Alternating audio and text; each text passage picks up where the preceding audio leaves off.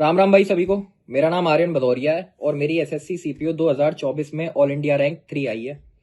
तो जैसा कि हमारी जो सब्जेक्ट वाइज सीरीज चल रही है, इसमें मैथ्स की जो है वो आपको देव भाई ने बताया कि भाई मैथ्स को कैसे प्रिपेयर करें। तो आज के इस वीडियो में पर्टिकुलरली हम बात करेंगे जीएस को लेके। जीएस गाइज एक ऐसा सब्जेक्ट है जिसकी अपने आप में ही बहुत वैल्यू है, और जीएस ही एक ऐसा सब्जेक्ट है जो आपको आपकी मनचाही पोस्ट दिला सकता है, मनचाही रैंक दिला सकता है। क्योंकि जीएस में आप जितना अच्छा स्कोर करोगे उतना ही आप भीड़ से आगे निकलोगे। क्योंकि मैथ हो गया, रीजनिंग हो गया, इंग्लिश ऐसे सब्जेक्ट है जिन पे हर कोई बहुत अच्छी पकड़ कर लेता है और अल्टीमेटली वही जाके उसका सिलेक्शन भी कराते हैं। बट जो रैंक और जो एग्जाम में तुमको दूसरों से अलग करता है वो तुम्हारी जीएस ही है। तुम जीएस में जितना ज्यादा अच्छा स्कोर करोगे, तुम्हारी अल्टीमेटली एग्जाम में रैंक जो है या जो बाकी भीड़ है उससे तुम उतना ही अच्छे से अलग होगे। तो इस वीडियो में मैं बताऊंगा कि भाई मैंने जीके को किस तरीके से प्रिपेयर किया, और लास्ट के जो एक महीना बचा है सीपीओ के पेपर में उसमें तुम लोग किस तरीके से कर सकते हो कि जीके में तुम्हारे तुम मैक्सिमम स्कोर कर सको। देखो, सबसे पहले तो लास्ट के टाइम पे तुम लोगों को क्या करना है, क्योंकि हमारे पास बहुत सारे रिसोर्सेज हैं, तुम्हें अपने रिसोर्सेज को लिमिट में करना है। कि भाई तुमने डिसाइड कर लिया कि हाँ भाई मैं अपने नोट्स को पढ़ूंगा, देन मैंने जो भी चीजें अपनी रिवाइज वगैरह की हैं, क्वेश्चन सॉल्व किए हैं, उनको मैं रिवाइज करूंगा, और मैं अपने जो शॉर्ट नोट्स बना रखे हैं उसको मैं रिवाइज करूंगा। सबसे पहले तो अपने रिसोर्सेज को फिक्स करना है कि भाई एक ही रिसोर्सेज पे स्टिक करना है और उसी को 2-3 बार रिवाइज करने की कोशिश करनी है।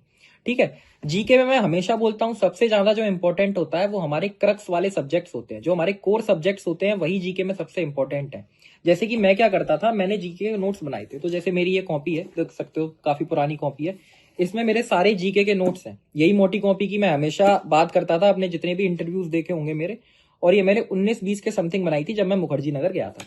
ठीक है। मैं क्या करता था, मैं इस नोटबुक में रिवाइज करता था। जैसे कि यहाँ पर जो भी टॉपिक चल रहा हो, जैसे कि ये कौन सा टॉपिक है, salaries of important government post participants in presidential election, ये जितने भी टॉपिक्स इसमें जैसे मैंने लिख रखे हैं मैं इनको रिवाइज करता था यहाँ से। ठीक है। जब मैं इन टॉपिक्स को रिवाइज कर लेता था तो इनमें मैं थोड़ा हाईलाइट भी करता था कि जिससे मैं लास्ट टाइम पे भी इनको रिवाइज कर सकूं। सबसे पहले अपने नोट्स रिवाइज हो गए। नोट्स रिवाइज करने के बाद गाइज मैं क्या करता था, जो मैंने क्वेश्चन सॉल्व किए हैं जब मैंने अपने सिलेबस को कंप्लीट किया है, जैसे कि क्वेश्चंस के लिए मैं हमेशा ये किरण की बुक यूज करता था, जनरल अवेयरनेस वाली, और इसमें टाइप वाइज जो है क्वेश्चंस दे रखे हैं, मैं इसको यूज करता था। और मैं इसमें साथ साथ में जब क्वेश्चन सॉल्व करता था, जैसे मैं आपको दिखाऊं, जैसे कि मैंने जब क्वेश्चन सॉल्व करता था तो उन पे टिक मार्क तो कर ही देता था। जैसे देखो यहाँ पर टिक मार्क है, ये टिक मार्क है, ये मैंने टिक मार्क तो कर ही रखे थे। और जब मैं क्वेश्चन सॉल्व करता था तब मैं इन पे नोट भी बना देता था। जैसे अगर तुम लोग यहाँ पर देखो तो देखो इंपॉर्टेंट लिख रखा है, यानी यहाँ पर इररेलेवेंट लिख रखा है। तो इन क्वेश्चंस का मतलब ये है कि भाई जब मैं इनको दोबारा जब रीड करूं अपने लास्ट टाइम में इस बुक को, तो मेरे को इन क्वेश्चंस पे ध्यान देने की जरूरत नहीं है। इंपॉर्टेंट वालों को मैं एक बार ध्यान से पढ़ लूंगा, बट ये जो इररेलेवेंट वाला है ये मेरा टाइम वेस्ट नहीं करेगा। जिन क्वेश्चन पे मैंने कोई भी नोट वगैरह नहीं बनाया, इसका मतलब ये है कि वो मेरी नोट्स में उनका सारा मटेरियल है और मैंने वहां से उनको रिवाइज कर रखा है। ठीक है। सबसे पहले तो ये चीज हो गई। देन मैं क्या करता था, जैसे कि आप मेरी अगर पूरी कॉपी देखो तो देखो इसमें देखो यहाँ पर जैसे क्या लिख रखा है, लर्न थ्योरी आल्सो। अब जैसे 25th नंबर का क्वेश्चन है जिसमें हमें dialogue between sage Vishvamitra and two rivers, तो जैसे यहाँ पर सेग विश्वामित्र और टू रिवर्स के बीच में डायलॉग की बात कर रखी है। ठीक है। तो अब इसकी थ्योरी मेरी नोट्स में अवेलेबल नहीं है, तो मैंने इसको यहाँ पर क्या लिख रखा है, लर्न थ्योरी आल्सो। तो जब मैं इस क्वेश्चन को जब एग्जाम के लास्ट टाइम में आऊंगा इस पे, तो मैं इसकी थ्योरी भी साथ साथ पढ़ूंगा।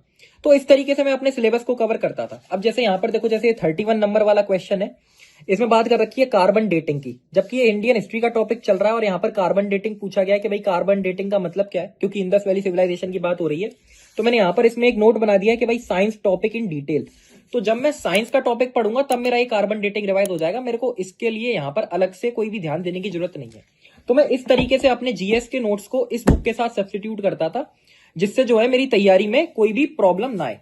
अगर तुम लोग और भी जैसे इस मेरी कॉपी में देखो, इसका मैं एक यूज और करता था कि जैसे अब मान लो मैंने इंडस वैली सिविलाइजेशन का कोई भी टॉपिक अपने नोटबुक से पढ़ा, मैंने इंडस वैली सिविलाइजेशन के नोट्स बनाए थे, मैंने अपनी कॉपी से उसको पढ़े, और मान लो कुछ चीजें उस कॉपी में ऐड नहीं है, तो उसको ऐड करने की बजाय मैं क्या करता था, इसी बुक में हाईलाइट कर लेता था जो ये पीछे मटेरियल दे रखा है इसमें।